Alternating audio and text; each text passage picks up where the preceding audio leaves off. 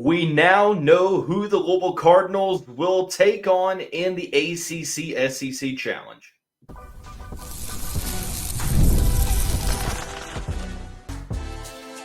You are Locked On Louisville, your daily podcast on the Louisville Cardinals. Part of the Locked On Podcast Network, your team every day. Card Nation, what's going on, everyone? Welcome into this Friday edition of the Locked On Louisville podcast. I'm your host, Dalton Pence. This is my fifth year covering the University of Louisville, third year hosting this show, and I want to take the time to thank you all for making us your first listen of the day. Just a reminder, Locked On Louisville free and available on all streaming services 5 days a week. Your team every day. The ACC-SEC Challenge pairings have been announced. The Louisville Cardinals will travel to Fayetteville to take on the Arkansas Razorbacks on December 3rd. Some fun storylines there. We'll discuss that. We'll talk about another high-profile non-conference game date being finalized and much more. We'll dive into some 2026 basketball recruiting notes courtesy of Jamie Shaw and Joe Tipton. Some prospects like Qayden Samuels, Jordan Smith, Dylan Mingo, some players to discuss. We'll also preview the College World Series for the Louisville Cardinals. They open up play tonight against the Oregon State Beavers. We'll preview that matchup and much more coming up on this episode of the show. But we start out with men's basketball. We are continually getting more and more information on how the Louisville Cardinals 2025-26 schedule is going to fill out, right? We got the conference opponents. We have got, I think, the majority of the non-conference opponents, but we're really waiting on the ACC-SEC Challenge. Who would the Louisville Cardinals be matched up with? Last year it was Ole Miss, and that one was, well, it just was not a good result. The Cardinals got blown out at home, dealt with a lot of adversity that time of the year, but it's a new season coming up. The Cardinals will take on the Arkansas Razorbacks. Some of the other key pairings, if you look across this, North Carolina at Kentucky is going to be a fun one. Florida at Duke. I really am interested to watch that game. Now, both of those games will be on Tuesday, December 2nd, and Louisville will get December 3rd. Clemson at Alabama, NC State at Auburn, SMU at Vanderbilt. I'm looking forward to some of these ACC-SEC pairings, but it doesn't really surprise me that the Cardinals get thrown up against the Razorbacks in this specific challenge, just because of there being no shortage of storylines, and more on that coming up shortly. But you would imagine that the Cardinals and the Razorbacks are going to be two of the best teams, respectively, in their conference. And that's kind of where you start this with, is that this is another opportunity for the Louisville Cardinals to go out there and make a statement early on. It's going to be a very challenging game because Arkansas is projected to be solid next year. They got some good transfers coming in. Carter Knox highlights the guys returning. Not to mention you're playing on the road. And the Razorbacks really historically play well at Bud Walton Arena. So I know that last year was up and down in the first year of the John Calipari era with Arkansas, but they ended the year on a pretty solid note, and you would imagine that year two is projecting to be more fruitful than year one. So it's going to be a solid early season test. Outside of that, I mean, there are no shortage of storylines. There are three, in my opinion, that I'm looking at. Number one, it's Pat Kelsey versus John Calipari, first iteration of this. I won't really call it a rivalry. First iteration of this standoff. I mean, anytime that John Calipari coaches against Louisville, I think it's going to be significant because of what he did at Kentucky.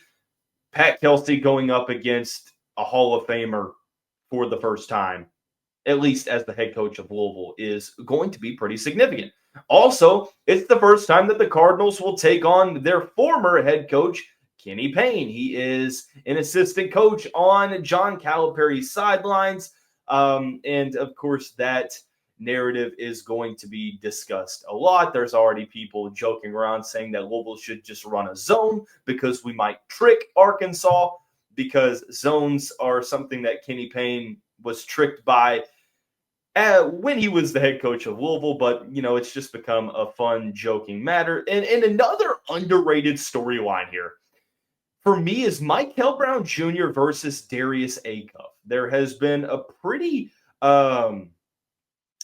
healthy discourse about who is the number one point guard in the class. Is it MBJ? Is it Darius Acuff? And of course, depending on who you ask, is that's going to determine who that answer is going to be. Although I think that Mikel Brown Jr. head-to-head showed that nobody can check him 1v1. And of course, I'm biased. I'm wearing my Louisville tinted red glasses. You can't really say red tinted glasses because Arkansas is red too. I think Mikel's a better player, but even if it's not like a 1v1 matchup, I want to see which of the 2 point guards shines the brightest under those bright lights in early December, because it's going to be early on. There's going to be a lot of people focused on this game. So I want to see Mikel Brown Jr. versus Darius Acuff. Who is going to rise to the occasion and play better? So I'm okay with playing Arkansas. Some more scheduling notes that we got. That non-conference game against Indiana, that date has been finalized for December 6th. It's played at Gainbridge Fieldhouse, the home of the Indiana Pacers. So very challenging week for the Cardinals. December 3rd, you are taking on Arkansas. December 6th, you are taking on Indiana. That December 6th date is pretty interesting because it is also the date of the ACC football, the football ACC championship game down in Charlotte. So could definitely affect some travel, could affect the crowd, and the Cardinals do have a fighter's chance to get back to Charlotte for the second time in 3 years. So something worth noting there. But I'm looking at the way that the non-conference schedule is unfolding, and what an interesting couple week stretch this is going to be for the Cardinals, because December 3rd, you've got Arkansas. December 6th, you've got Indiana. I don't know if there's going to be a game in between the 6th and the 13th. Maybe there's one, but December 13th, you're taking on Memphis. And then December 16th, you're going to Knoxville and playing the Tennessee Volunteers. So in a 2.5 week span, you've got some pretty formidable competition. I think you're going to be playing some really good teams, 4 at the very least. So the Cardinals don't have any shortages of opportunities to make a statement early on. And last year, it wasn't the lack of opportunities. It was just the lack of signature wins. And I think you can even take it one step further this time for the Cardinals, is that the non-conference schedule probably looks a little bit more challenging, right? But you still have to make your mark, or you have to leave your mark. You have to make your impact and, get some signature wins in the non-conference schedule. So ACC-SEC Challenge has been revealed. Cards versus the Razorbacks on Wednesday, December 3rd. Speaking of some new developments, Joe Tipton, Jamie Shaw, Jody Demling have all come out with some Louisville basketball recruiting tidbits. We're going to not completely reveal what was said, because, these are behind paywalls, but we're going to give a little bit of a reaction and a little bit of an update on what's going on in the Louisville basketball stratosphere at the moment. So we'll do that when we come back on this Friday edition of the Locked On Louisville podcast. Card Nation, first I want to take the time to tell you about our friends over at Monarch Money. For me, sometimes I check my bank account and wonder where all my money has gone between dining out, online shopping. Like, it's easy for me to lose track. That's where Monarch Money comes into play. It has become my personal CFO, which gives me full visibility and control over my finances, because after all, Monarch Money isn't just a budgeting app. It's a complete financial command center where you can track all your accounts, investments, and spending all in one place. So you just stop managing your money and start building your wealth. If you're managing your money with your partner, well, now it becomes smoother than ever. You can track shared and personal accounts, set goals, and stay on the same page without all of the stress. Take control of your finances with Monarch Money. Use the code LOCKEDONCollege at monarchmoney.com for 50% off your first year. That's monarchmoney.com with the code LOCKEDONCollege for half off of your first year. Card Nation, want to take the time to thank you all for making this your first listen of the day. Just a reminder, Locked On Louisville, free and available on all streaming services 5 days a week. Your team every day.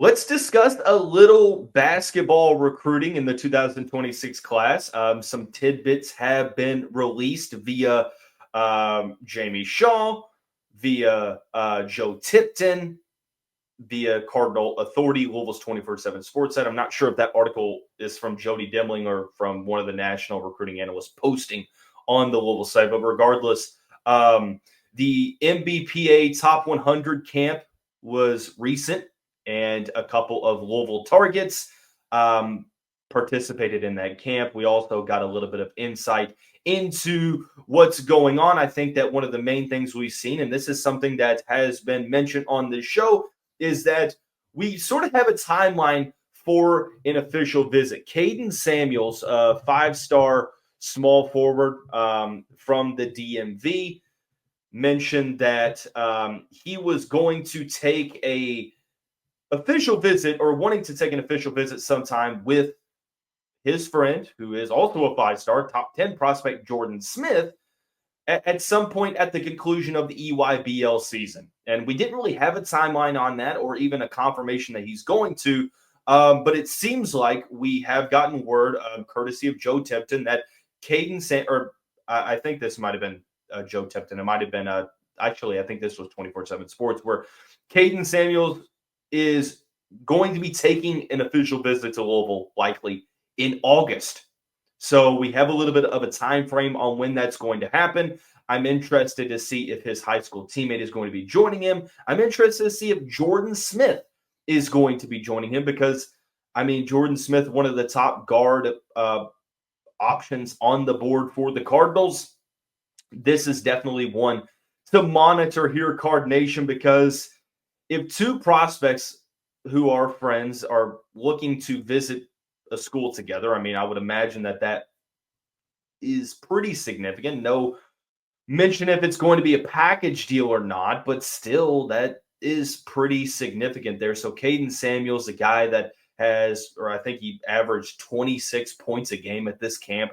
I mean, one of the best scorers in the class, receiving interest from all these different schools, Kentucky included. It doesn't seem like another official visit is on the books just yet. Working to see when this official visit is going to happen in August, but nice to see that Louisville is getting the opportunity. Continuing to go down the board, Dylan Mingo, according to Jamie Shaw, there were 5 teams that were highlighted for Dylan Mingo: Alabama, North Carolina, Illinois, Missouri, and Louisville. And the thing that he mentioned about Louisville was that he liked the consistent maximum effort from the coaching staff in terms of recruiting him. When Mingo asked, what do you see as being one of the determining factors in your decision, he mentioned a place where he can go play early and a coach that's going to maximize his potential. And I think that Louisville checks off both of those boxes. I imagine that he could definitely play early. But this seems like one where, I mean, the Cardinals are going to have a chance. Mingo did mention that visits probably won't happen until the fall during football season. So you have a little bit of time. You just have to stay, consistent, which Pat Kelsey and company put in overtime in that department. So really like the developments there. And of course, these aren't like groundbreaking developments, guys. We just have to stay up to date because recruiting, there's a lot of things that change. There's a lot of names that are being thrown out there right now for Louisville. So I want to talk about the ones that we continually hear. Deron Rippey Jr. is one of those names. He did schedule an official visit for Alabama. I could really see this becoming a Louisville versus Alabama battle now. He has visited Louisville, scheduled that visit for Alabama. I think it was in the fall, maybe August, but still pretty significant. So Alabama, Louisville, seemingly at the top here. There are some other schools involved too. Taylon Kenny was also mentioned. I think that Louisville's in a really, really good spot for Taylon Kenny. I thought that the official visit, from what I've heard, went really, really well. Of course, he signed with Adidas. Now, that's not going to be the end-all, be-all. It's not, a foregone conclusion that he's going to an Adidas school. But with him playing on the Adidas circuit, with him signing to Adidas, you have to feel good about the three stripes in this situation. But, of course, Kentucky is right there in this recruitment. I think that some other schools are going to be right there too. But I think that Louisville's in a really good spot post-official visits. Ikenna Alozie, I think that's how you say his name, 5-star point guard. Apparently, Louisville is staying involved in this recruitment. They were mentioned by Joe Tipton as staying involved, along with, I think, North Carolina, Kentucky, some other schools. But apparently, Houston and Arizona are the two teams at the top here, making the most noise with his recruitment. Alozie has been a player that the Cardinals have been linked to, but not much outside of just linked interest. The last one we'll talk about is Cole. I think it's Cloer, Cloer, 4-star small forward, top 40 prospect in the country. Pat Kelsey and company were watching Cloer this past weekend. He has scheduled fall official visits to some SEC schools, Florida and Alabama, but the Cardinals have been keeping tabs on him. They watched him this past weekend, and they've been linked to him in the past. So I think that June and July is the period where the Cardinals just need to stay consistent in their recruiting efforts.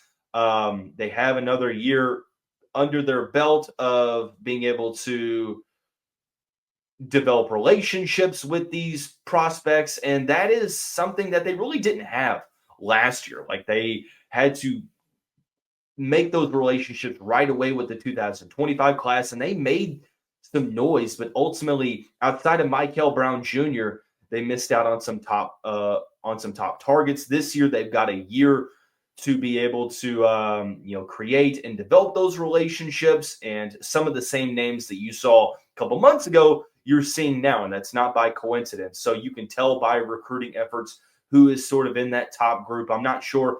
I mean, if there is, we haven't heard it, and that's probably by design, who Louisville's top targets are. I imagine that Taylon Kenny and Tyron Stokes are at the very top. But with the Cardinals being consistent with Dylan Mingo, top 5 prospect, with Qayden Samuels and Jordan Smith potentially making that official visit in August, I'm looking to see who else the Cardinals are going to schedule for official visits, and who they are out watching over the duration of the end of the Nike EYBL circuit, the 3 SSB circuit, and all of the AAU play. So it is an exciting time to follow basketball recruiting because the Cardinals are actually involved in high school recruiting now, after a couple of years of not really caring, it seemed like.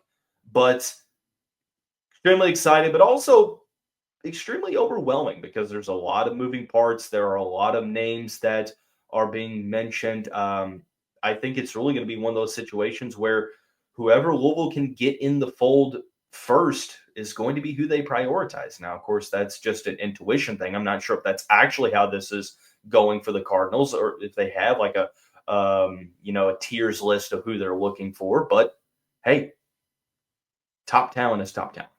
So, of course, as I say all the time on this show. We're going to keep our ear to the ground here. We are going to talk about basketball recruiting when we get some news.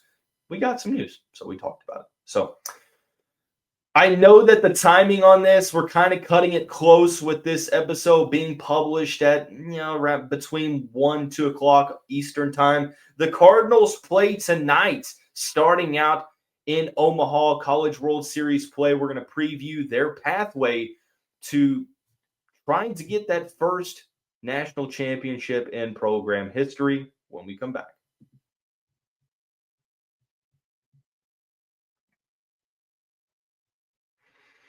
Card Nation, of course, the off-season month of June continues for Locked On Louisville. We didn't really get to have a mailbag this week, so be sure to submit your mailbag questions for next week. I'm going to try to have a mailbag episode early on in the week. But 3 episodes a week, 12 episodes in the month of June. This is episode 6, so we're halfway there. Appreciate you all for making us your first listen of the day. But we have been on this roller coaster of postseason baseball. The Cardinals won the Nashville Regional. They won their Super Regional to advance to their 6th World Series in program history, all under head coach Dan McDonnell. They begin play tonight, their first game scheduled for 7 o'clock Eastern time tonight against the 8th national seed Oregon State Beavers.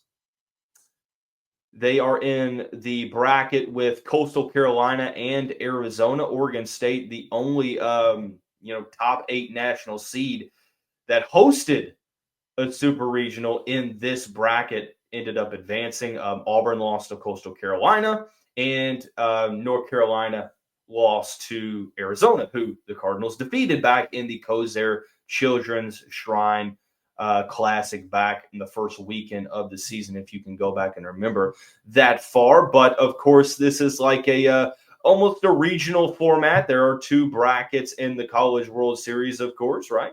So the Cardinals will need to really win that first game to have some good control at the moment. But it is double elimination.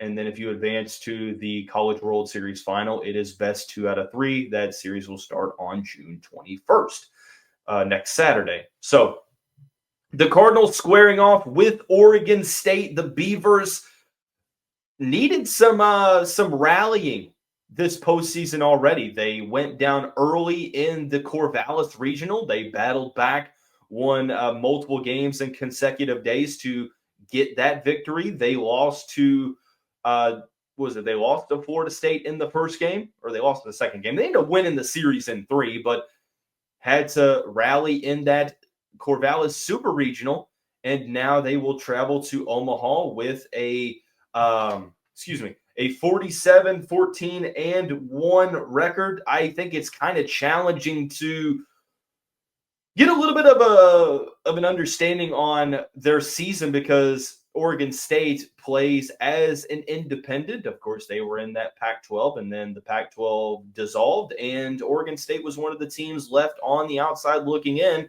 and currently they are an independent. They had wins this season over Indiana, over Virginia, over UCLA, and Tennessee. They lost a 4-game series against Oregon. They lost the series against Nebraska. They got swept by Oregon, I should say. They lost a 3-game series against Nebraska. They lost a game to Auburn. So the 8th seed, had to be pretty good to, even without the conference, to be able to get that ranking. So Oregon State is a team that you got to watch out for. They've got a really good pitching staff. They have 1 through 9 of guys that can just send the ball out of the yard. This is a pitching staff that's top 20 in staff ERA. It's going to be led by Dax Whitney, who gets the start on Friday night, 6-3, 3.66 ERA on the season, freshman All-American. Usually he's been the Saturday starter, but got that Friday start against Florida State. 111 strikeouts and 71 1/3 innings pitched. So really, really solid righty going to be on the mound for the Beavers in this game. The Cardinals, even if they are able to get to Whitney, they're going to go up against some tough resistance with the bullpen of Oregon State. And the Cardinals will throw Patrick Forbes. Struggled with command here and there against Miami last Friday, but he's going to have to be on his A game in this first round of the College World Series because Oregon State faced 3 lefties starting for Florida State last weekend. But by the numbers, the Beavers hit right-handed pitching better than they do lefties. So this is a Beavers lineup with 5 players hitting over 300. Even though Louisville has a better average, they're a better overall hitting team, Oregon State's got more pop. Top 20 in home runs. They've got multiple players with over 12 home runs individually. It starts with Iva Arquette. The shortstop batting .354 on the season, 1.124 OPS, and 18 home runs. He is almost a lock to be a first-round pick in the MLB draft. I saw a mock draft recently where he went number 1. So he's going to be a guy that you have to circle to say, hey, look, you got to limit what this guy does. But it's not just him. Another guy to focus on is outfielder Gavin Turley, .346, 1.119 OPS with 19 home runs. This is just a very potent Oregon State team. What they're going to try to do, and their key to success, is to get Patrick Forbes out of the game early, get that pitch count up, and get into the Cardinals bullpen, which was really good the first weekend of postseason play in the regionals. It was kind of shaky in the supers, but still held its own. A bullpen that has been up and down, struggling with consistency this year. For the Cardinals and the Beavers, it's truly going to be about who can get that offense going early. Louisville over the past weekend was led by Eddie King Jr., who was on fire. Jake Monroe had a great Friday and Saturday. They had some hits from Zion Rose, from Matt Klein, from Tage Davis, but it wasn't the greatest offensive performance. Lucas Moore, the team's best hitter this year from an average standpoint, he only had 2 hits in the supers. Really didn't have that great of a weekend. Tage Davis didn't have that great of a weekend. So if the Cardinals leadoff hitter and arguably their best slugger this season, if those 2 guys can turn it up and you get that performance that you've gotten from Eddie and Jake Monroe and Zion Rose, and then the bottom of the lineup with Kamayu Neighbors, with Alex Alisea, Garrett Pike, like you've got all these guys, and it's going to take all hands on deck here because Oregon State has a potent offense, and they're going to score runs. I would be really, really surprised if Friday night's game is a low-scoring game. Like, I think it's going to be one of those to where 5 runs might not win you the game. It might not. And this is key, especially for the Cardinals, because you don't want to have to battle through the elimination bracket where you've got to rely on your pitching time and time again, even though you've got the players in the pen to do it. You want to give yourself a good opportunity to go as long as you can without sustaining that first loss. So we'll, of course, discuss what happens when we come back next week, but that's going to wrap up this Friday edition of the Locked On Louisville podcast. Everyone have a great day, great weekend. Go Cards. We'll see you back here very soon.